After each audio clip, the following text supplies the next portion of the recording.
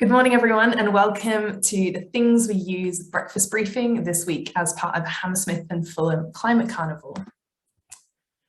I'm now going to hand over to Councillor Caleb Landy, who'll just take a couple of minutes to welcome everyone this morning. Well, thank you so much, Emily, and thank you so much to the Council for organising this wonderful session. And I think this really important week of Climate Carnival. About a year ago, I had the absolute honour at a full cabinet meeting to declare a climate emergency from the council. And this was a recognition that we as a council had a responsibility to go further and act as fast as we possibly could. And we were committed to reach net zero emissions by 2030, not just the council's emissions, but also doing our utmost around our residents' emissions as well. And I think having this event just a week ahead of COP26 is this week of climate festivity, this week of trying to speak to residents, explain what we as a council are doing, is really fantastic.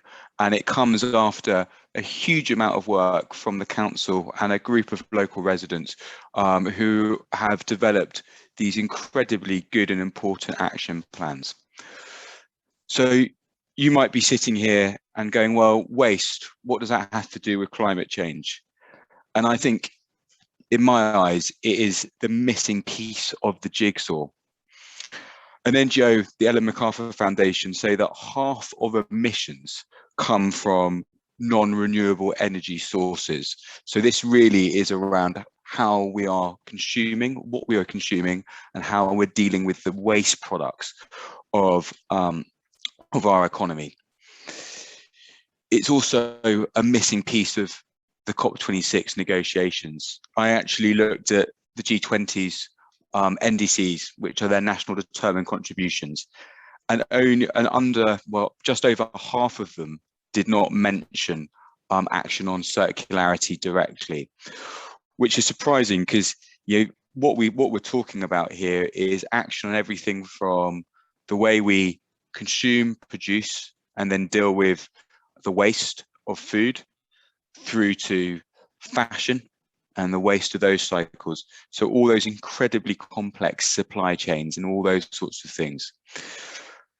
And look, I think as a council, we have a responsibility on a number of those different lenses, but I think today's session is going to be really interesting because what I think we're dealing with is really the things we use and how we deal with that waste.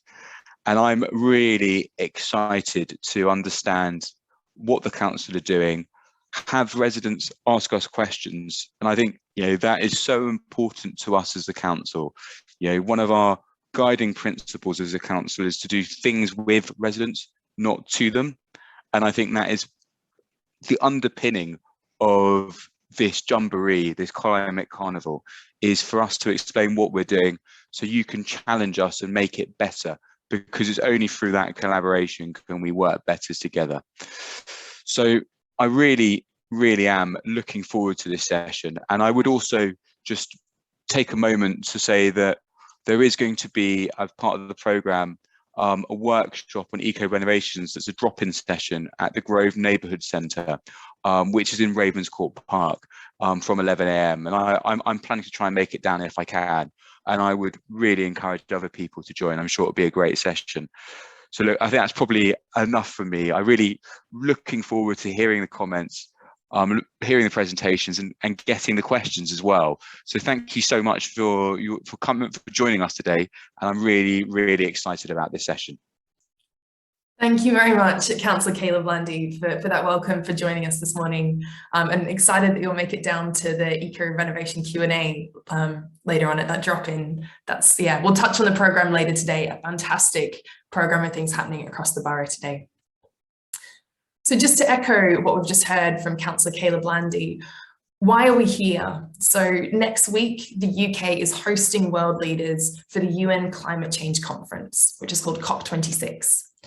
And this is happening in Glasgow, and world leaders will meet to discuss what are we doing and what can we do, and what are our contributions to climate change and how can we mitigate those in the years ahead.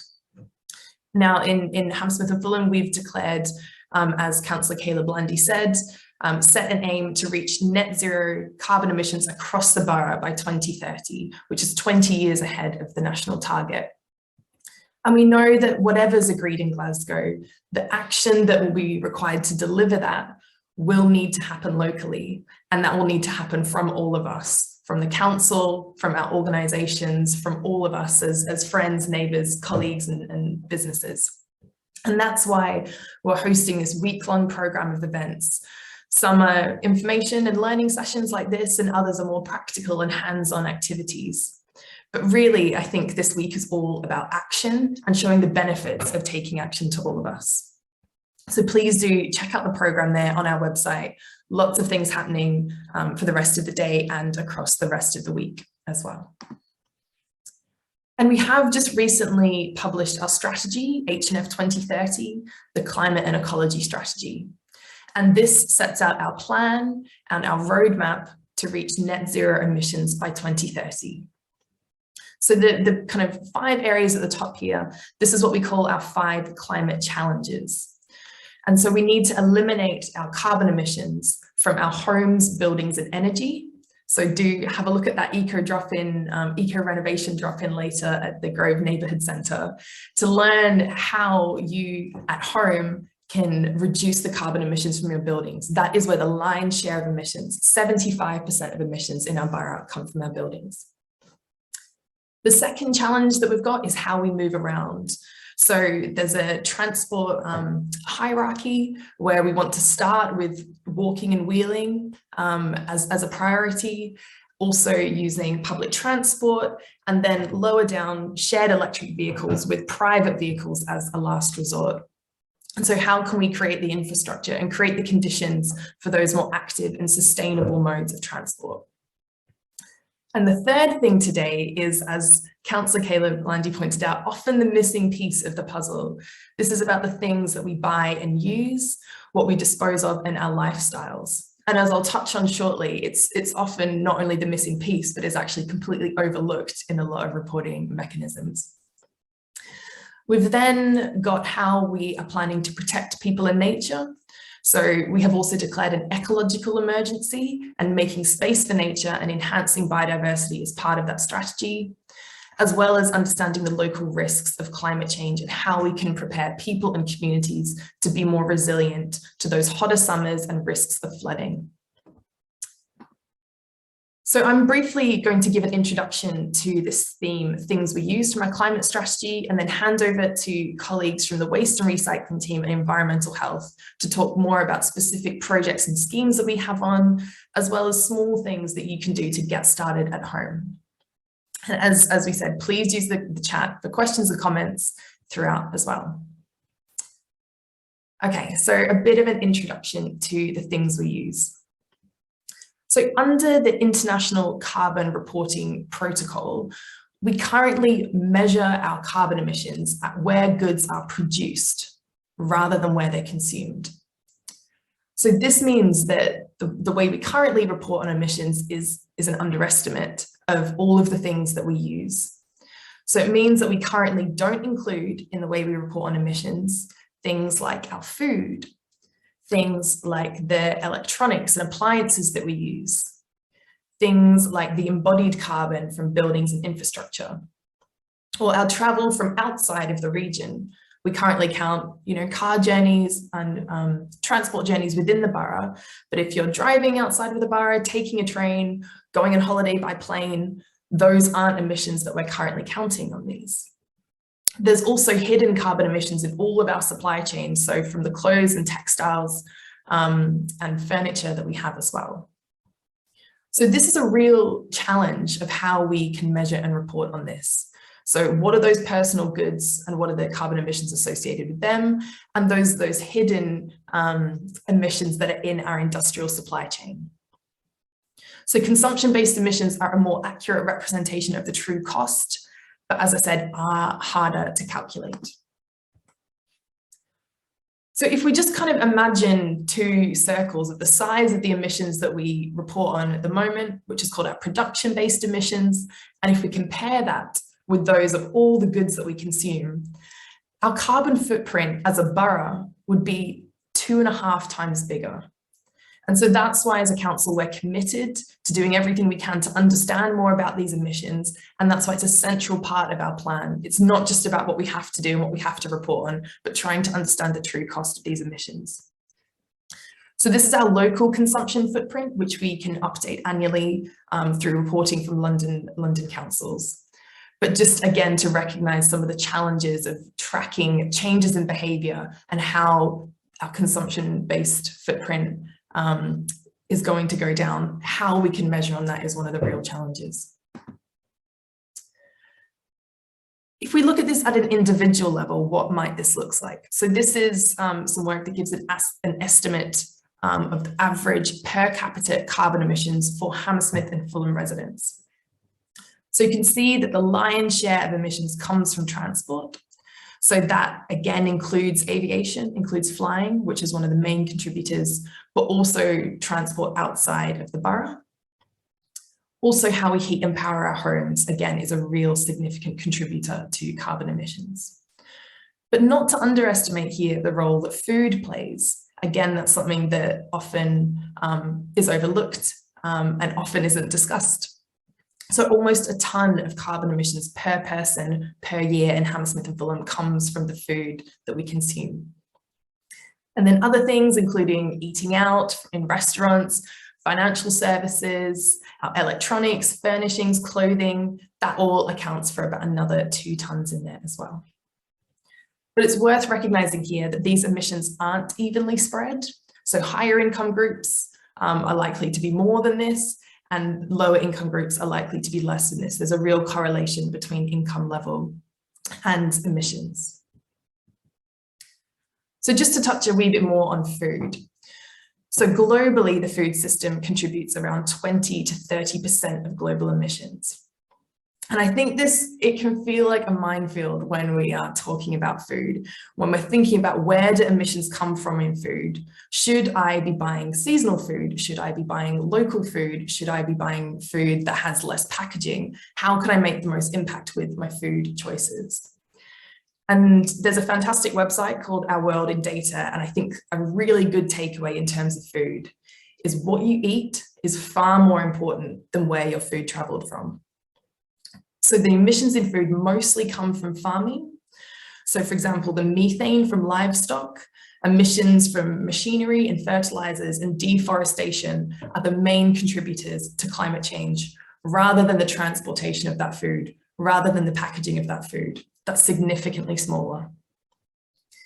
And if we look at this on making it a bit more visual, if you can see, the top line here is beef, for example, and the brown portion of that comes from the farming itself. So the lion's share of emissions in food come from the deforestation, the land use change, and the farming itself. And a tiny slice at the end there comes from the transport and the packaging. So really, if you want to reduce the carbon emissions from the food, it's much more impactful to reduce the amount of meat and dairy that you're eating. Reducing packaging and other things are good as well, but really this is where you can make the most impact. Okay, so I'm now going to hand over to Eleanor from our waste and recycling team, who'll tell you about some of the schemes that we're doing as an organisation. Thanks, Emily. Good morning, everyone. My name is Eleanor and I'm a waste and recycling officer at Hammersmith and Fulham. I'll briefly talk to you today about what our team are doing in promoting initiatives to reduce waste and recycle more. Next slide, please. Did you know most residents we speak to think that recycling is where they can have the most impact on climate change, but it is more sustainable to reduce or eliminate waste before recycling. If we look at the waste hierarchy, waste prevention is at the top. It might seem obvious, but if there's no consumption, there's no waste. Take fast fashion, for example. This accounts for 10% of our CO2 emissions. There are then countless opportunities to reuse through donating or buying secondhand and giving our items a new lease in life. Recycling is not as sustainable as elimination or reuse, but it is the next best option. It takes 75% less energy to make a recycled plastic bottle and 95% for aluminium cans, not only preserving energy, but our finite resources. Next slide, please. Looking at our current collection service, we provide all residents with a weekly or twice weekly commingled recycling service, which is sorted at the facility. This is either through smart sacks, smart bags, and our wheel bin prototype. Thinking back to the waste hierarchy, it is more effective to reduce what we buy or be more conscious of the purchasing decisions we make. We promote initiatives like Love Food, Hate Waste, home composting, and a reusable nappy scheme for waste minimisation before encouraging recycling. As an additional note, H&F have one of the lowest general waste generations per head in the country, just 246.1 kilos, 6th out of 341 councils. Next slide, please. I'd now like to highlight some key figures from 2020 to 2021. H&F recycled 10,819.87 tonnes and averaged a recycling rate of 27%. Our third-party charity banks collected an additional 229.46 tonnes of clothes, media and electricals, saving these items from incineration. 90 home composting bins were sold, and we issued 66 £40 vouchers to eligible parents to spend on reusable nappies. Next slide, please. So improvements to our collection service. In November 2020, we launched a container collection service for around 5,800 properties across 6 wards. Residents were provided with a 140-litre wheel bin for the rubbish and a 240-litre wheel bin for their recycling. We also included a new food waste collection, providing all residents with a 23-litre outdoor box, 7-litre indoor box, and 2 rolls of liners. Collections continue to be weekly with no change in collection days. Next slide, please. So the food waste from the prototype area is taken to a transfer station in Brent, which then gets transported to an AD plant in South London. Kitchen waste is used to generate heat and power, as well as producing a fertiliser that is used by farmers, and this process is known as anaerobic digestion. Next slide, please. So we've seen encouraging results within the prototype area after introducing wheel bins in the food waste collection. So our recycling rates in that area have increased to over 40%. Our streets are cleaner as waste and recycling is contained. As the rounds have been better optimised, there are reduced running costs. We've also seen a reduction in general waste disposal. Because of success within the delivery of a food waste service to residents, we are now looking to expand this to 14 schools. We are also meeting our climate change objectives by reducing our CO2 emissions and providing a more efficient service. Next slide, please. And now I'll hand over to David to talk about what you can do.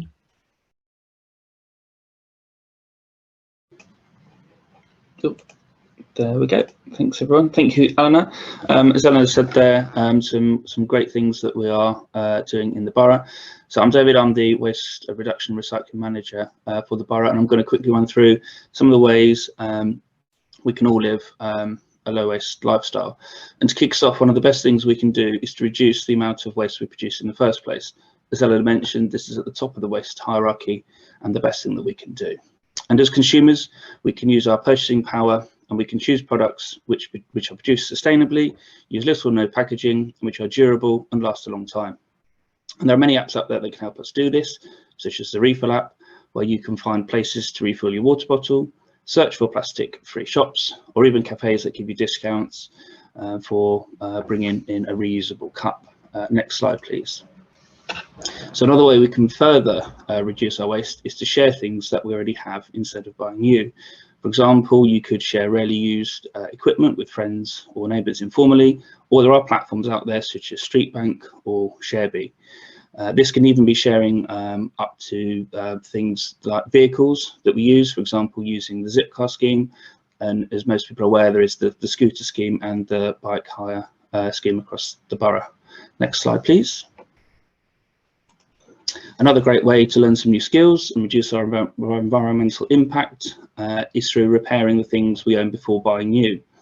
There are loads of useful online guides and videos showing you how to fix things for free, such as iFixit for electronics and Love Your Clothes for clothing repairs. If you're not confident about fixing things yourself, it's often far cheaper to fix them than to buy new. And there are loads of local repair shops out there that you can support. And one way of finding these is through our Restart Repair directory online. The council also offers the Dr. Bike monthly service, and this is where you can get your bikes fixed for free. Next slide, please. So if you do want to get rid of the items you no longer want, many of you will be familiar with donating to charity shops. You could try making some money out of your items before donating them. And there are many platforms out there. Many of you will be familiar with eBay, Gumtree and Facebook Marketplace, amongst others, for your clothes. There's also things, apps such as Depop and Vinted, which are pictured there on the slide. FreeCycle is also another great place where you can pick up loads of free stuff that people no longer want, and that's a particularly useful app for acquiring things locally. To make it easier, there are also charities that will pick up items from your door, and this is obviously for free as well. And one of those such collections is from Trade, who will pick up textiles and electricals. British Heart Foundation will also do something similar with electricals and furniture. And of course, donating items to charity really does help them raise a lot of money for their valuable causes. Next slide, please. So finally, as Eleanor mentioned in the West hierarchy, for anything you don't have, anything you do have that's left over, you can recycle as much of this as possible using one of our curbside services. We have a really good A to Z on our webpage, which shows you where you can recycle most of these items. We also have a waste and recycling centre on Smugglers Way in Wandsworth, and you can take some more unusual items here that you can't recycle in the curbside schemes, such as light bulbs, paint, batteries, carpet, those kind of things. We do have a number of TerraCycle banks located across the borough, and this is where some really hard to recycle items can be placed, such as crisp packets, medicine packets, toothpaste tubes, among others. If you just have a little Google for those, you'll be able to find where they're situated across the bank. That concludes this section of my slides, and I'll hand over to Graham. Right, thank you, David. I think that what we're going to do, can we have the next slide, please, is just run through a little bit of background and sort of exactly to put it in context. So these figures, it depends where you look on how much, and presumably how much you find you normally spend, but average family spends a great deal of money on food, which is actually thrown away. 420 to 750 pound a year is an estimated range, with about 2/3 of domestic waste, as I think we've heard, going into the bin. I must say that in Hammersmith and Fulham, I know we do not use landfill for food, but a lot of places do, and about estimated for UK is about 186 million tons of it goes there, and that's on top of 1/3 of the world actually throwing away food just like us. UK households bin roughly 4.5, bit more, 1 million tons of food, which amounts to about 170 kilograms per household. It doesn't look like that when you throw a couple of cabbage leaves away, but that's the essence of it. Next, please. Next slide. Can I have the next slide? Ah, there we are. So it's difficult to work out just what a ton of carbon dioxide looks like. Imagine a great white shark or 400 bricks. It also occupies a lot of space, and here we've got a figure which I found for estimate of the amount of carbon dioxide that the whole world generates, or humanity generates, and 35 billion tons. That's about 4 times the size of Europe if you put it on the ground. And it's heavy. It's not something with no weight at all. And so that 186 to 200 million tons of carbon dioxide is about the equivalent of 33, 35 million elephants. I think that maybe put it in a little bit of context. So what can we do? Yes, thanks. Well, there's quite a lot you can do as an individual and as a business. And you can buy what you need and don't stock up excessively. I've seen shopkeepers who buy everything when it's on special offer from the rep, so they can't sell it. The place is impossible, and end up having to throw it away. What we can do ourselves is make sure we make proper use of our freezer and our fridge, if you've got a freezer, or at least a freezing compartment where you can keep the stuff with a short shelf life. Use leftovers. There's nothing new about it. Some great meals in the world are composed of leftovers. Bubble and Squeak's a traditional one. It's pyttipanna in Sweden. Overripe foods can still be used quite often with in sauces. I know you can make great stews by using very soft tomatoes. You can actually peel them to start with. Businesses can donate, as Bailey's alluded to just now. But respect, as individuals, we need to respect the instructions on the packet when we buy the food, because all food has a shelf life. If it says best before, that's just a matter of quality. It doesn't taste as nice if you keep it too long.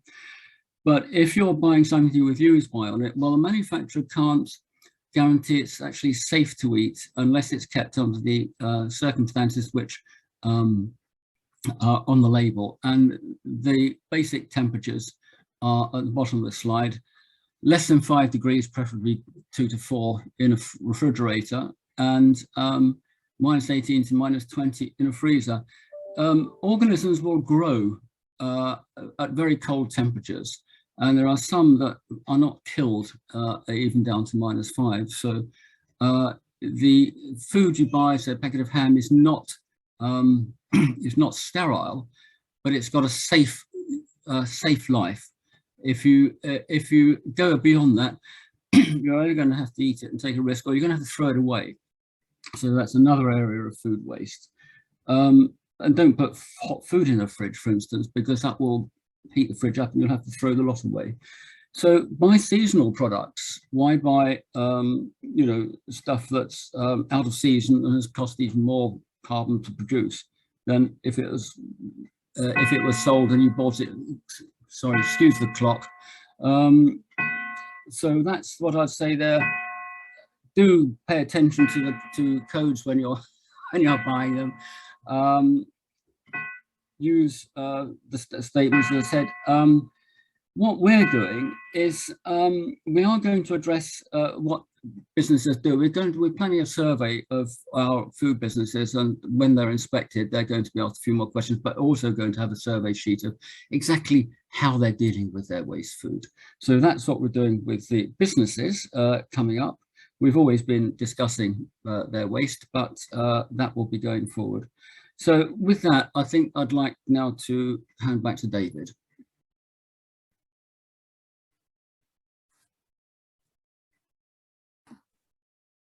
David, just checking. Yeah, you're in. It came through. Thank you.